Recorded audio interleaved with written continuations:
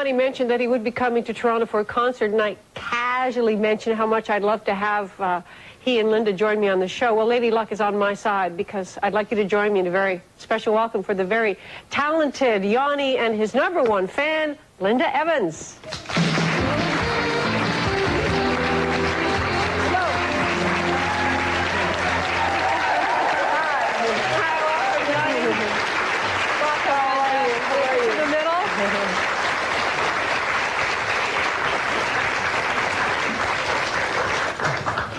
You're both loved, both adored, and seeing as you're taking Yanni, the first question I have to ask on behalf of the women in the audience is, do you have any brothers? And are they nearby? Yes, I do. I have an older brother, yeah. Ah, how many in your family? There's a younger sister and an older brother. When did you two met? Is it 3 years ago? Is that the right time frame? It's been 3 years now? About. Yeah. And you, if my memory is correct, you met because you phoned him, Linda, because you were so in love with his music? That's it. But I remember you saying during the interview that if you'd realized he was such a handsome man, you wouldn't have phoned. That's true. Because I would have then been attracted to him, and then I would have been confused about my motives. The truth is, I called him because this was the music I'd waited all my life to hear. It was so different. There's no music like his music. And I didn't want him to stop writing it. I wanted more of it, and I thought, what if he gets successful and then goes off in another direction and he stops writing this music that I love so much? You must have been quite surprised when you picked up the phone and Linda Evans. Did you believe it was really Linda Evans phoning you? The voice is unmistakable.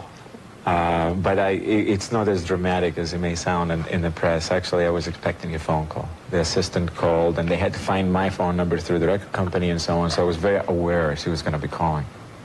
Were you a little nervous that it was Linda Evans? Excited is more like it. Yeah. Yes. We were talking about, the two of you, and the audience and I were talking, and a couple of people said that one of the qualities they like so much about Linda and about both of you is that you're both so down to earth. And I said, it seems to me you have escaped the Hollywood stereotype, or the thing that often we perceive happens to people when they get involved in this world. They become, I don't know, it seems that both of you managed to stay quite firmly anchored on the ground. Is it, I don't know, I thought maybe it was because of your degree in psychology and your understanding of life is is that helped to keep you fairly secure in life? I don't think the degree in psychology helps anything. I think just studying psychology helped me understand myself more. So, and that helps in turn, and it has an effect. But I think Linda also has helped, because this whole success thing that has happened in the last couple of years, it's very powerful. There's a lot of stress, anxiety. There's a lot of things that come with it, and a lot of traps. Right. And she's a great teacher to have around. Now, this is a bit of a flip role because it is unusual. It's usually the man who has led the life of success and the woman, but you were the major star, so you've learned all the success and pitfalls, and now that your star is suddenly exploding, you are the one to be around who's been through it all. So we've got a bit of a role reversal here. Yep. That's what we've got. How do you like it so far? I love it. I love it. Because this is the recognition I always thought he should have. I mean, when I heard his music, I thought, why doesn't everybody know about this music? And I said to him, if they just heard you, if they could just hear your music, they would all love you. But the point was, how then to have them hear it? How could they hear his music? And You would be my manager? No, but that was it. And the truth is, when the American public found out about it, he sold millions of albums. They just didn't know he existed. Yanni, is Yanni your first name? Yes. Or so what is your last name? Yanni Chrysomalis. Chrysomalis. So when I came to this country, people would say, what's your name? I'd say Yanni Chrysomalis, and they all look, what? Hello, Yanni. Then I just figured Yanni it's unique enough in this country, at least. Now, Kalamata is one of the olive growing centers of the world, is it, in Greece? Yeah, it's southern Greece, about 30 miles west of Sparta. Really beautiful, really clean still, the ocean. We spend a month every year there with Linda, and they have some of the best olives in the world. You two are just so in love, isn't it? I mean, you were when I interviewed you, when we all walked away going, oh, look at them, they're really in love. And yet I know, and I've heard other people ask you, you don't intend to get married. Marriage is not something you plan on? No. We don't have to get married. Well, I know, yeah. It's not that we hate marriage, it's just we're happy. Why ruin it, you mean? By getting... Well, I've been married twice before, and it didn't stop me from leaving someone or from someone leaving me. We're not having children, and we're happy. So what is it, how do you view yourselves? I mean, we're not going to get married, but we're going to stay, what's your philosophy here in this relationship? For as long as it works, or for... Oh, shouldn't that be how it is always? I guess so. I mean, yeah. People are really together for as long as it works, regardless of children or anything. I mean, that's my experience of marriage, is that when it doesn't work for people, they split up, no matter if there's 75 people involved or 2. Yeah, and the thing is, you know, 2 people stay together because they look into each other's eyes and they go, you're it, I'm going to stay with you. And it lasts as long as you see that, as the connection exists. When you 2 met, who figured out first that this was it? I mean, did you know right away that this was it, or did you meet him and go, whoops, this is it? Well, I didn't know anything about him, as you know, and when I opened the front door, I just was completely surprised. What were you expecting? What in your mind? You know, and our mind's eye, when we talk to someone, we make a picture. What did you expect? Well, I had heard, first I thought he was Japanese, and then they told me that he wasn't, that he was Greek. I didn't know what Yanni was. I had never heard of Yanni before. So then I said, okay, he's Greek. Lovely, all right, he's Greek.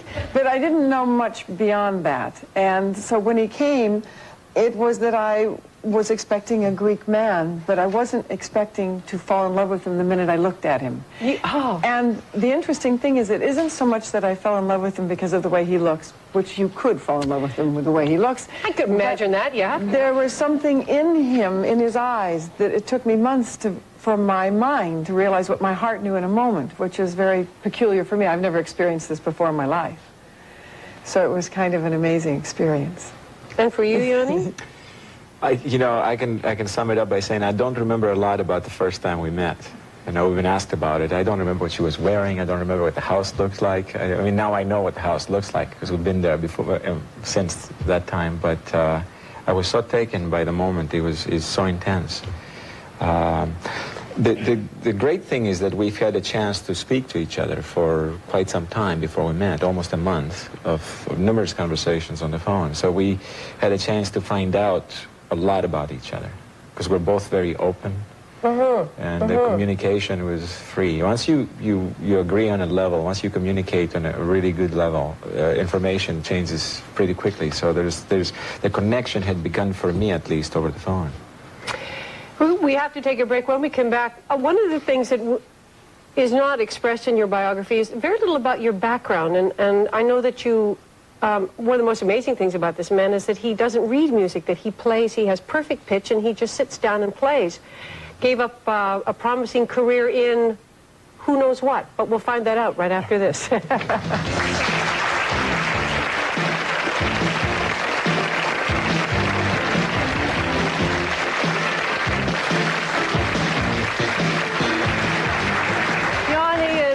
I said in your bio, it doesn't tell us much about your background and your childhood. I know, obviously, you're from Greece. You're from southern Greece. Right. And I don't know if you're from a poor family, a musical family. Middle class. It was a middle class family. It was. I had a great childhood. Money didn't really matter, and it was. Linda says that when it comes down to parents, I had the pick of the century. I mean, I was loved to death. Yes, very fortunate. They're both alive today, so they are enjoying this, I think, much more than I am. Well, how did you discover the piano? The piano was in the house because my mother and father are music lovers, and they listen to a lot of classical music, and like you said earlier, I have perfect pitch, which gives me the ability to recognize notes and chords when I hear them instantly. So for people who don't understand that, when you hear something, you can simply go in and play it. I know everything there is to know when I hear something. I know what the notes are, what the chords are. So when I listen to music, music carries a lot more information for me than the average person who listens to it. So how old were you when you discovered? Were you 8, 10, 9? 6, 7, 6? I started, yeah. And so did somebody say, wait a minute, this kid has talent? They did, but you know, I have another problem too. I tend not to like teachers very much. I don't really. There's a reason for it. There's a reason for it too. I am a believer that at some point you have to shut down the input to have output. If you have someone teaching you and telling you how things are supposed to be at all times in your life, you never give yourself a chance to really let yourself come out. So there's a danger. There's nothing wrong with schools. I mean, we should all go to schools, and I have gone to school. But at some point, I judged, and I called the shots in my life to where I said, no more school. It's over. I don't want to hear anymore. And then I began to create. That's right. The purpose of creativity is to learn enough to stop the rules to start being creative. Absolutely. So you just bypassed a lot of that. Absolutely. The whole idea was that I'm not really interested in doing music the way everybody else has done it. That's been done.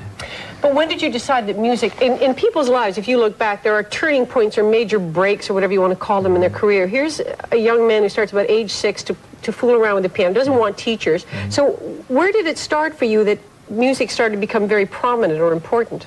The major decision happened around 21 when I graduated from college. From the psychology course? Yeah, it was the first time in my life that I came into my power, I think, when I just realized that in life we have a choice. And if we don't get to do what we really want to do, it's gone. And I just had the nerve to take a chance, because it's a big chance to take. But you knew at 21 that what you really wanted was not psychology, it was to play the piano? You knew at that time?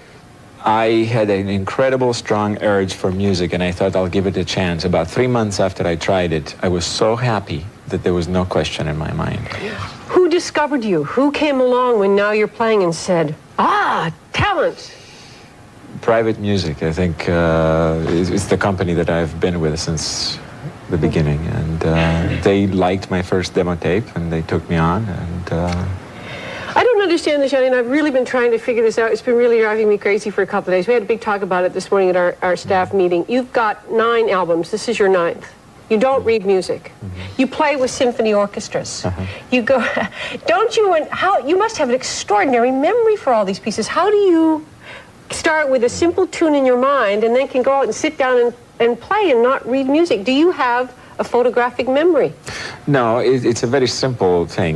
Once you spend 14-hour days for 20 years doing this, I think your memory gets developed very well. That would do it, yeah. Also, what you have to recognize is this. We get blind to the fact that we really don't have to write music down to communicate it. Music is an auditory thing, and we transform it into a visual thing by putting it on a piece of paper. Well, in reality, when you put it on a piece of paper, you only transfer maybe 60% of what's there.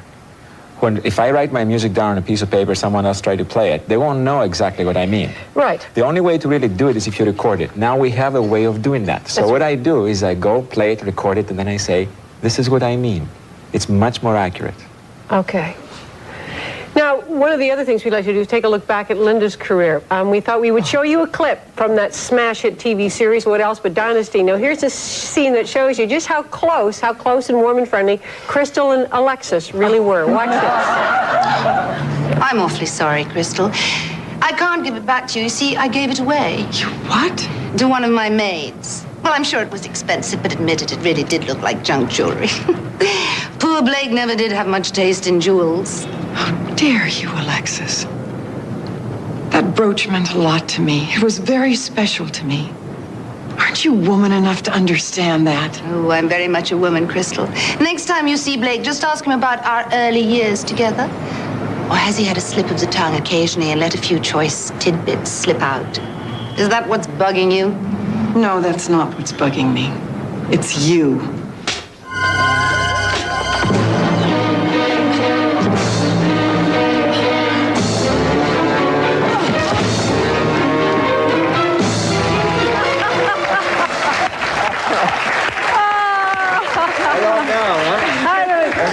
Did you see this yet? You want to arm wrestle? Wow. Don't take me on, I'm tough. Wow. Are you and Joan Collins, do you still see each other? Have you remained friends with the cast? We see each other. I don't ever hit her. Or just no, over drinking? I don't hit women. I don't hit anybody. I don't beat up people except on television. How did you get the role on Dynasty? How did that come about? Was there like big cattle call? Did they zero in on you? Were there 3 they wanted? No, I'm sure there was a big cattle call, but and they saw a lot of people, but Aaron Spelling, for some reason, decided that I should be Crystal Carrington. You know, and originally, John Forsythe wasn't Blake, it was George Peppard, and we shot the original 4-hour pilot with him and then replaced him. How many episodes were done of Dynasty? Well, 9 years. I don't know, 100 and some. It's still running all over the world. I mean, you're still beating that woman up in some country right now. Probably. You have probably the most famous hair in the world, too. I mean, if you walk down the streets of any city, and this must amuse you when you go out at night, you'll see women with Crystal Carrington's hairdo. That's why I changed it this way. Is that why? It's a lot easier for me to get around without being noticed with this hairdo. They look, but then they go, nah. For me to get around without being noticed with this hairdo. They look, but then they go, nah. No. That's the other thing I thought of the two of you as a couple. It must be very difficult for you to go anywhere in the world now that you are both. There's a problem, one of being famous. There's another one of being internationally famous. How do you ever get privacy wherever you travel? Do you have disguises? Do you? We're not going to say it here. But there is a plan. He wears a blonde wig, and I put a mustache on. The other thing that sometimes happens, although, and it may have worked out perfectly here, sometimes when you have couples and it puts an extra pressure, when you are both in the public spotlight and one's career, and you've seen it happen, somebody's career doesn't work out and the other one is the big star, it becomes an added pressure here. But I don't know, Linda, do you want to go back and do more television? I know that you're so successful, so wealthy, so achieved that you don't ever have to work again in your life, do you? True, it's wonderful. Let's hear it for Linda. But I worked really hard to get at that point. You know, Hollywood's not fond of old actresses, and I said, I don't want to be one of those ones walking around going, can I have a job, please? I just wanted to do what I needed to do, so if I want to work, I work when I want to. That's why it's such a joy for me now to watch him have his career. You know, I did it. I went through it. And then I said, no, I don't need this anymore. That's why I left Hollywood, is I wanted a life. Right. So it's a joy for me to watch him have his success in his career. How did you get to be so sane and keep your feet on the ground before you met Yanni? I mean, where does this, is it family background for you, or did you two take psychology and Well, that's one of the things that we have as an interest, is life. I mean, I was always interested in, and I found it very important in finding out after my second marriage ended who I was and what life was all about. I didn't want to get swept away so that when Dynasty ended, I would be heartbroken and my life would be over. I wanted to have a life always. So I worked on that, and I've shared with him the things that I learned, and he's so sane anyway that it's wonderful. I don't think he'll ever, you know, have a problem with that in his career. Well, we're going to take a break. When we come back, we do have a piano, and Yanni is going to perform for us right after this.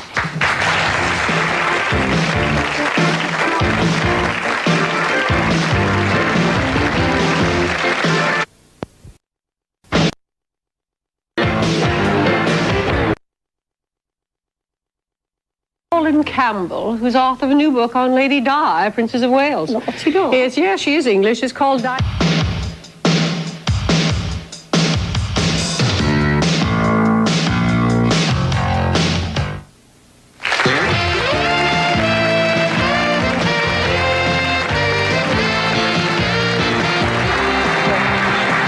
This is Yanni's latest album. It's called Dare to Dream, and according to Yanni, and I'm going to quote here, music is like creating an emotional painting. The sounds are the colors.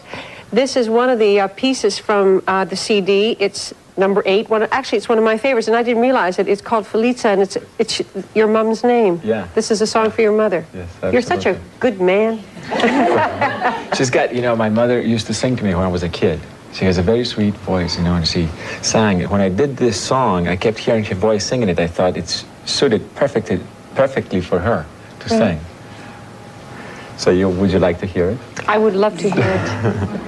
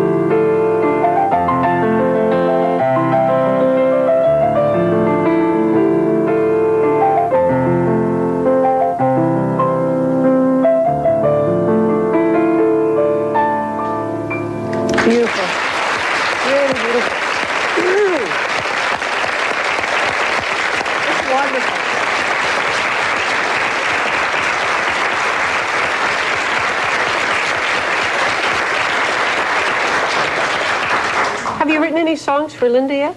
Oh, yes. Is it on this one? Yes. Which one is for Linda? It's called In the Mirror. In the Mirror. Oh, the last one. It's a beautiful song.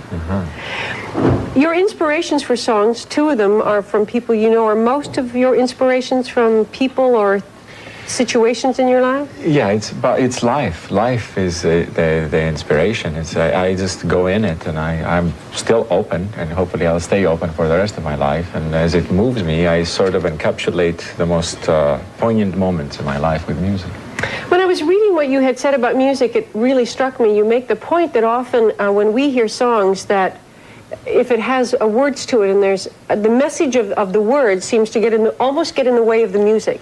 There's almost two elements in a song, and you say without the words you can actually it's a pure form, a more aesthetic form. Well, it's a different word. There's nothing wrong with beautiful poetry married to music. I mean, that's one art form, but I'm just not interested in it. I think you can communicate accurately and quickly any subtle emotions that you need to communicate just with sound, melody, rhythm. You don't need words at all. It also leaves more to your imagination. Whatever this song wants to mean to someone else, often the words give you a particular meaning, a particular feeling. Exactly. Right. It is. I think if you don't have words, first of all, it's very subtle differences. Music that has no words has no gender. For example, there's no male, masculine, or feminine. Right. And it also, I describe merely emotion rather than circumstance. So emotions are common. We all experience the same emotions. So it's much easier to communicate and have a wider audience, which I do. Linda, are you musical? Do you play any instrument? Do you sing? I can't even sing on tune. It's terrible. That's why it's such a joy for me to appreciate someone who has a talent like this. You must be just absolutely amazed by this talent. I mean, it's astounding that it has such a natural gift and so much. Yeah. Oh, sorry. The Yanni fan club resumes right after this, right here at this piano in just a moment.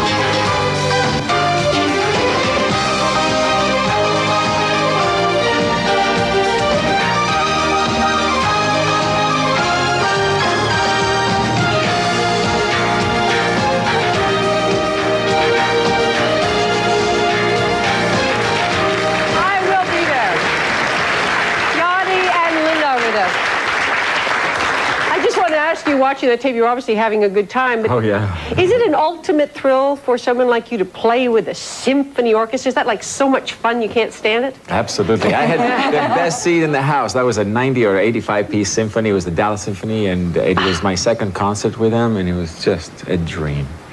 A lot of musicians I've talked to who have groups say occasionally when you're on the road, a magic thing happens when you're perfect and on, and the audience is perfect, and the orchestra, and they say it's rare, but when those nights happen, they say it's truly magical. Amazing, amazing. Does that happen for you? Oh, yeah, it's happened many, many times. Yeah? Yeah, many times on this tour. We have some questions for you from the audience. Oh, I wanted to welcome both of you to Toronto.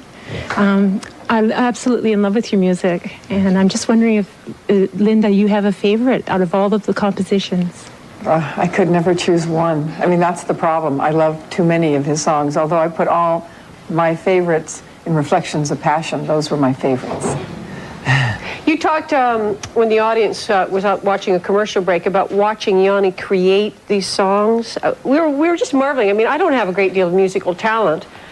Between the two of us, we could hum, in far, far away or something, But you must be just astounded, I said, by his talent. It must be so awesome for you. I know he sits down at the piano, and I'll just be around the house, and all of a sudden I'll hear something, and I'll go, my God, what is that? What is that? And I'll say, do you have your recorder on? He'll say, no, no, no. And he'll just play, and then just magic comes out, just for the longest time. And then he stops. We have some more questions for you. Here we are. How long does it take for you to actually compose a piece of music? And is there a particular spot in the world that is of special, say, inspirational value to you? I think any spot is inspirational to me, but it takes 7 to 10 days from the time. The composition aspect of it is the quickest and the best. It's when I conceive a song, it's very quick, and I don't really have to play on a keyboard to write. I can just, it happens in here, and when it happens, it's perfect, it works. The process of distraction begins when it's time to transfer it from the brain on a tape recorder so that you can hear it.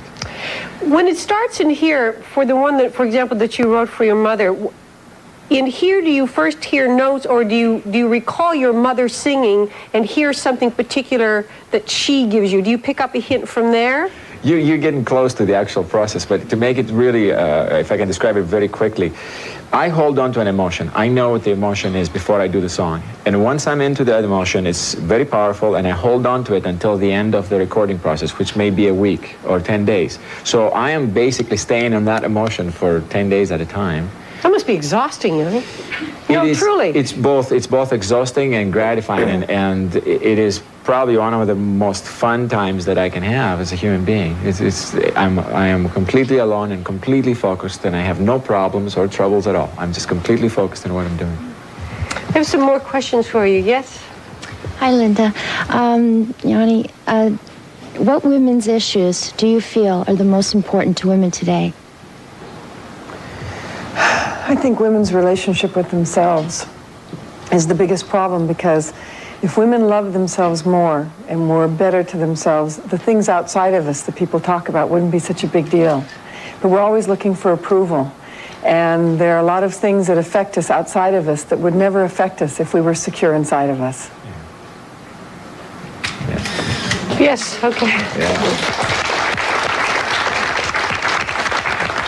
Questions for Miss Evans. I was wondering if her Big Valley Days reruns have been able to share with Yanni at any time. I mean, I have a big collection at home of all your tapes when you were very young. You know, I don't have one tape of Big Valley. I don't know. No? This never happened. I don't know, and I don't. As far as I know, he's never even seen it. Do you ever see Big Valley? Yes, I have. How did you see it? Well, in passing. I mean, it's hard to miss you, you know, dear, when you were. I mean, I haven't really sat down and watched a lot of Big Valley.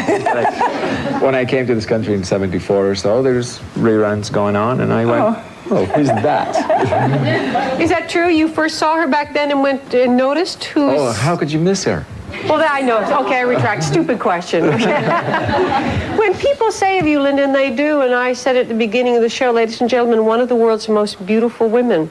If you had to rate yourself out of 10, would you give yourself a 9 or no? Would you an 8, a 7? One of the things I don't want to do, and I've tried really hard when they were going through their whole period when I was doing Dynasty with Harper's Bazaar, doing that kind of thing, is if you start to think of yourself in that way, it's impossible to live up to it. Do you know what I mean? You wake up in the morning and, well, the third most beautiful in the world looks lousy today. Well, the one is that, I mean, it's like, how do you live with that kind of thing? That's what I'm talking about. Women get into such trouble in comparison and in competition and in having to live up to ideals of things. And so I tried really hard just to enjoy that somebody happened to think something at a certain point, but not to take it too personally. That it's flattering and it's fun, but I know what I am and who I am. Yeah. We're back with one of the most beautiful women on the inside in the world, right after this. Beautiful women on the inside in the world, right after this.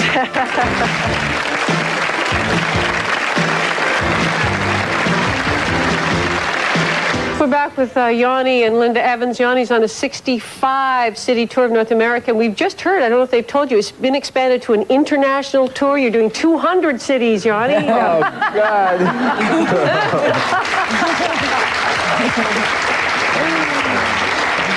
Besides touring and making albums, you also do film scores.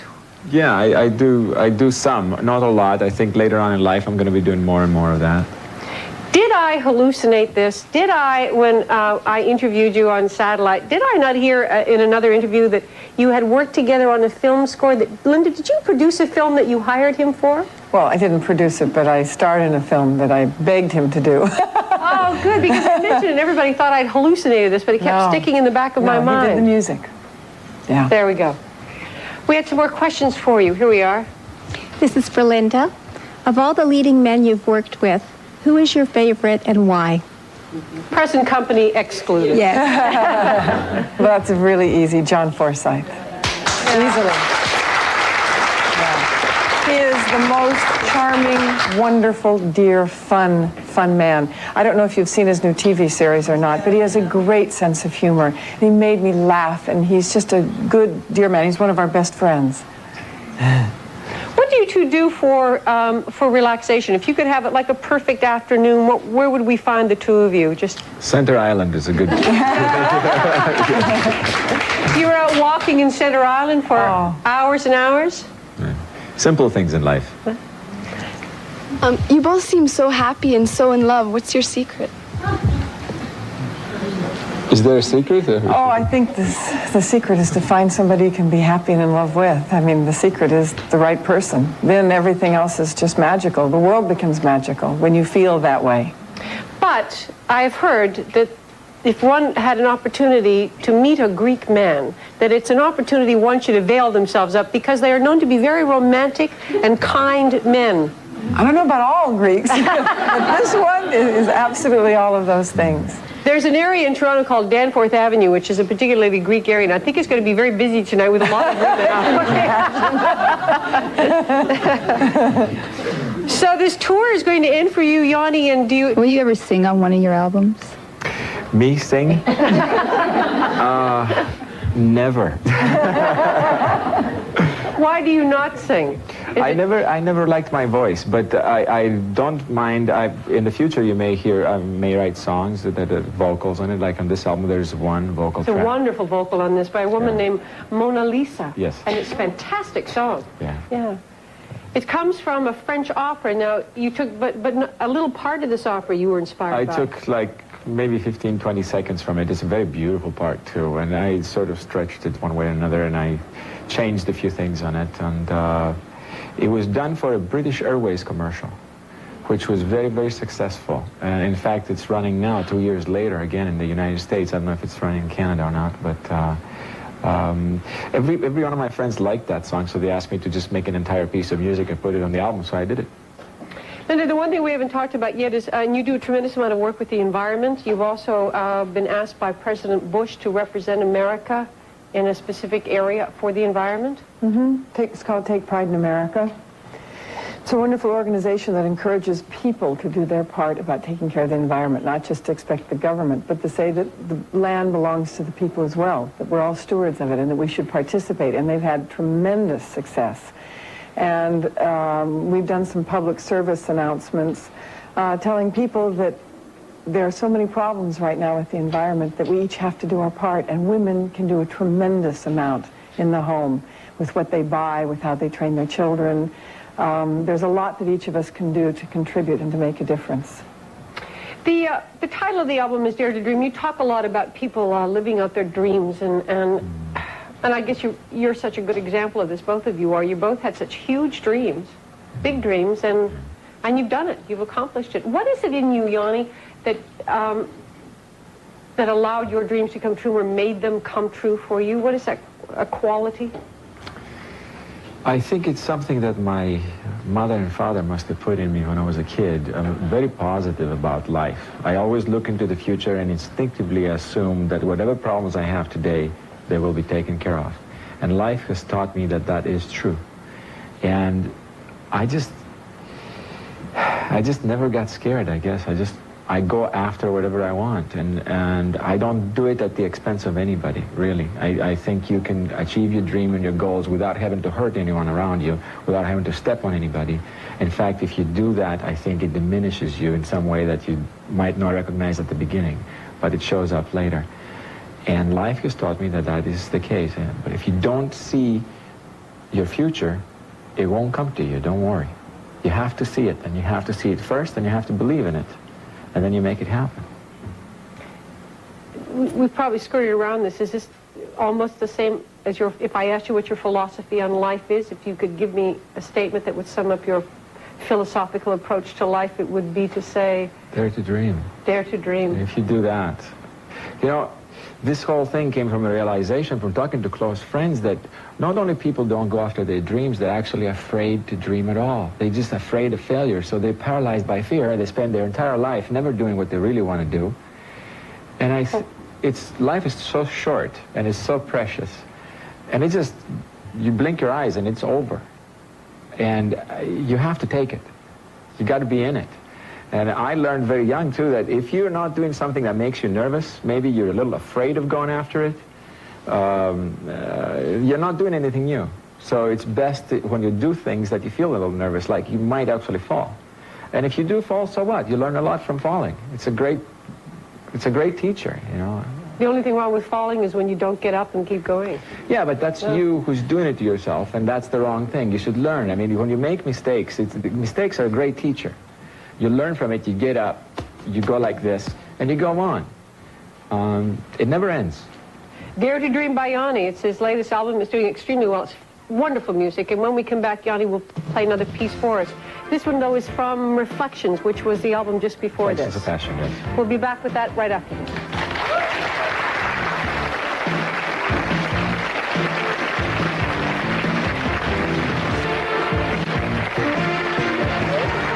To fly between, get my own.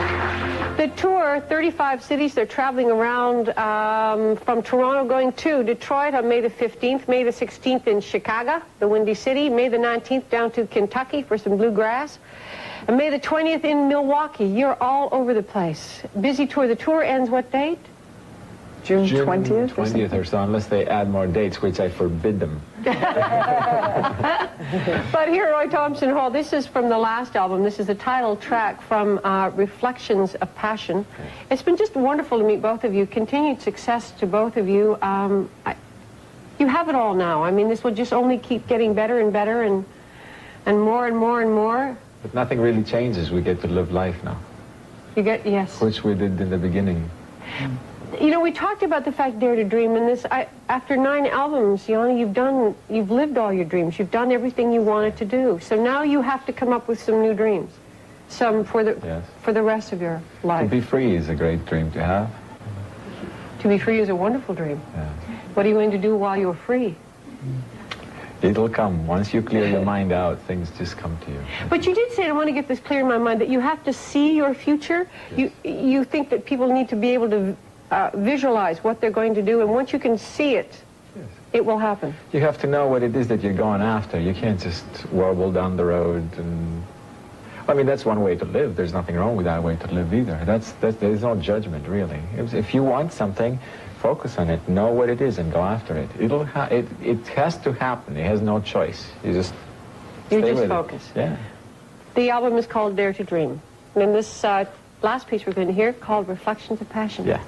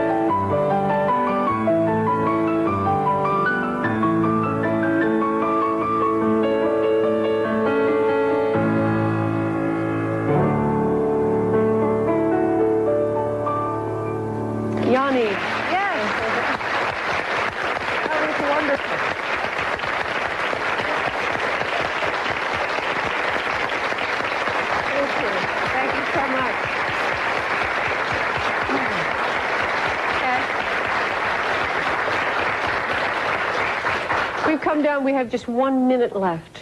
Would you mind if could I ask you to play just the beginning of is it Desire? That would be very difficult. I need percussion, I need drums. You need Okay. I can play in the mirror for you. In the mirror, the one that you wrote for Linda? Out, yeah. Please, that would be wonderful. Out? We go out. On in the mirror. Goodbye, we'll see you next time.